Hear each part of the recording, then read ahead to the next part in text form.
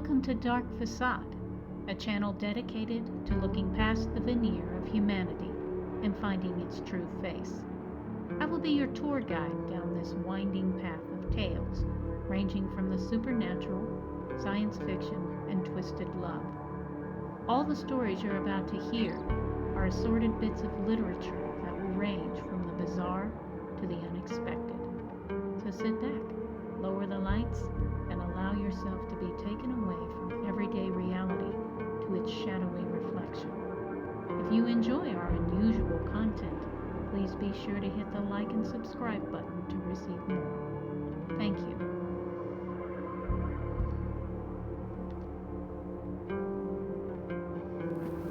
Welcome to Dark Bastian and Lucia, Part 3. After much consideration, it was decided that Brea should stay behind with Lucia, so that she would have time to heal. Dominic also decided that his sister would not return to Alabon once she had recuperated. Jared had hurt her for the last time. The death curse would explain his sister's absence, and ironically was the key to her freedom for a new life. For now, however, he and his two friends had to return, because they would be missed. If they stayed gone much longer, their masters would send the blackhounds to sniff them out and retrieve them. He gave his sister a gentle kiss, then promised to return later. Lucia walked them out the front door, then stood quietly, watching them go. When he reached the tree line, Dominic paused. He turned back. He needed to tell the sanguine one last thing. He also wanted to stand in her presence again. Thank you, Lucia. Thank you for saving my sister and for being so kind to us. I'm in your debt, he said, while kissing her hand softly. You owe me nothing, Dominic. I was glad to do it, she replied.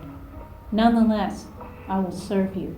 I will serve you as best as I can, he swore.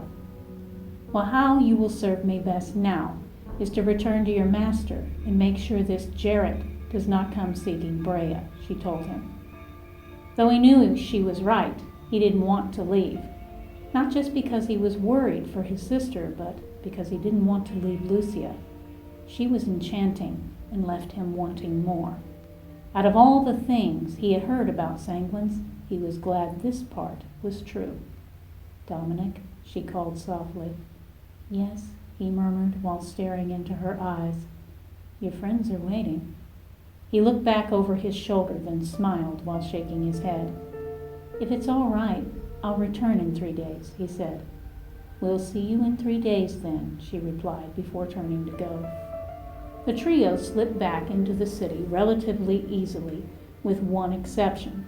Caspian, the captain of the guard, accosted them upon their arrival.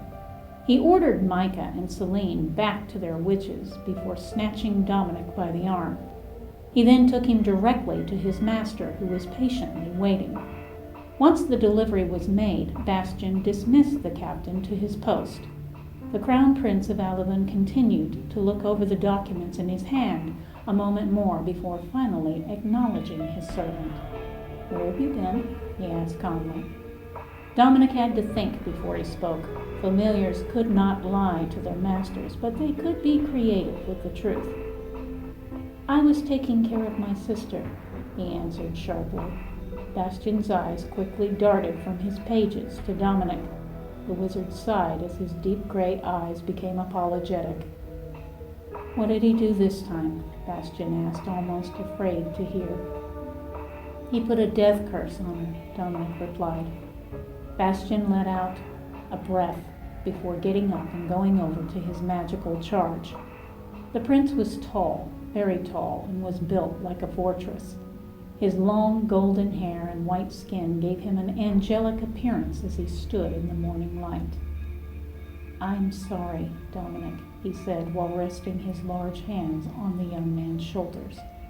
Please, master, you must not let him have another familiar. He needs to be stripped of his powers, he declared boldly. Ordinarily, a familiar would be chastised or even punished for speaking so brazenly. Bastian, however, was more lenient than most, and Dominic was only speaking the truth. He had not wanted to face such a reality as this, but Jared had at last proven himself a danger, not just because of what he had done to Brea, although that was reason enough for Bastian. He had tortured and killed Lord Chilton's favorite blackhound. The council had decided to confine the younger prince in his tower until an appropriate punishment could be decided upon. It was sad indeed that Brea's mattered less than Chilton's pet, but this was the mindset of Alban. When he was king, it would be Bastian's duty to uphold their traditions. "You needn't worry about that. My brother will be dealt with," he promised. Though Dominic did not get all the details, he was relieved and satisfied. In 3 days' time, he returned to Lucia's cottage to deliver the good news to his sister. At first he thought no one was at home until he went around back. Lucia had spread a blanket out across the grass so she and Brea could have tea near the brook. He strolled past her garden with its white fence to where they were sitting. "Dominic," Brea gushed when she saw him. "You're looking well," he said as he leaned in to embrace her. He was amazed at how quickly she was recovering. "Would you like to join us?" Lucia asked while offering him a cup. "Yes, thank you," he said, feeling instantly affected by her presence. She poured him some tea, then invited him to sit. He took a seat between her and his sister, wanting to be as close to Lucia as he could. "I'm curious about something," he said before taking a sip. "I suppose that comes naturally for you," she teased, referring to his inner cat. Dominic grinned at her playful observation. "You never told us where you come from and what brought you to these woods," he said. "I come from a small village in Spain just outside of Madrid. My brother, Emilio, went missing some time ago. I've been searching for him. These woods were the last place he was seen," she told him. "Was he a sanguine too?" Brea asked, trying hard to cloak her dread. "Yes, he was," Lucia nodded. "Well, we hope you find him," Dominic said quickly, not wanting to tell her the terrible news. His sister regarded him in silent disapproval, but said nothing. Instead, they spent the remainder of the afternoon in her company, listening to her talk and drinking up her laughter. Dominic had never known such joy. He wanted more. When the dusk came, he had to go, but he promised himself he would return as often as he could. In the days that followed, he found excuses to disappear into the woods until eventually his visits became daily. He told himself he came for his sister, but that was not entirely true. He wanted to see Lucia. The sanguine was constantly in his thoughts. She had dominated his mind so completely that he nearly messed up one of his master's new spells. When Bastian called for his assistance, his head was far away with her in the woods. The loud explosion of the failed experiment was what brought him back from his daydream. "What has you so distracted?" his master demanded irritably as he stood in the middle of what was left of the furniture. "Forgive me, sir. I'll take care of this," he apologized as he clapped his hands to instantly fix everything. Bastian watched the last piece of furniture, a large wooden chair, put itself back together before hobbling to its place by the fire. He went over to it and sat down heavily, then ordered his familiar to sit at his feet. Dominic came obediently, even though he knew his master was not pleased with him. He was fortunate in that Bastian was patient and kind. He would not hurt him for his mistake, as other wizards or witches would do. The familiar sat quietly, enduring his master's displeasure until he finally spoke. "Well, what have you to say for yourself?" Bastian asked.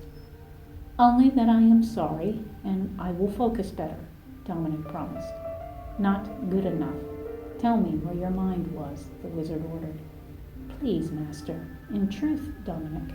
Tell me the truth, or I shall get the serum," Bastian threatened. Dominic's green eyes lit up in alarm. He could not risk drinking any kind of truth serum. Lucia and his sister could not afford to be exposed. He needed to keep control of how honest he was. "Very well," he sighed. "My mind was in the woods.